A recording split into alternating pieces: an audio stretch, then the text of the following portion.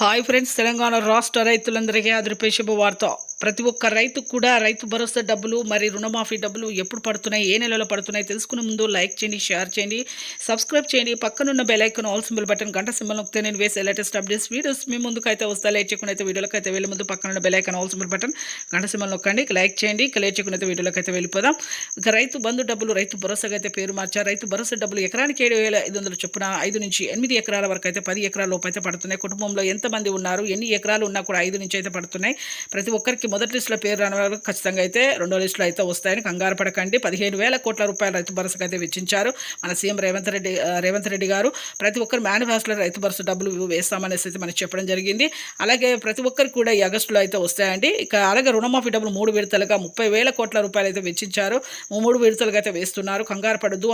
మొదటి లిస్టులో రానివారు రెండో లిస్టులో రానివారు మూడో లిస్టులో అయితే వస్తాయి. మొదటి లిస్టులో ₹1,00,000, రెండో లిస్టులో ₹1,50,000, మూడో లిస్టులో 2,00,000 లోపు ఉన్న వారికి ప్రతి ఒక్కరికి 2,00,000 వరకు అయితే డిసెంబర్ 2018 డిసెంబర్ 12, 2023 డిసెంబర్ 9 వరకు ఎవరైతే రుణాలు తీసుకొని సరిగ్గా కట్టారో భూమి సాగు చేయండి. అలాగే రైతు భరోసా డబ్బులు పడతాయి. అలాగే ఈ డబ్బులు కూడా మీకు అయితే ఖచ్చితంగా అయితే పడతాయండి. రేషన్ కార్డు ఉండాలి.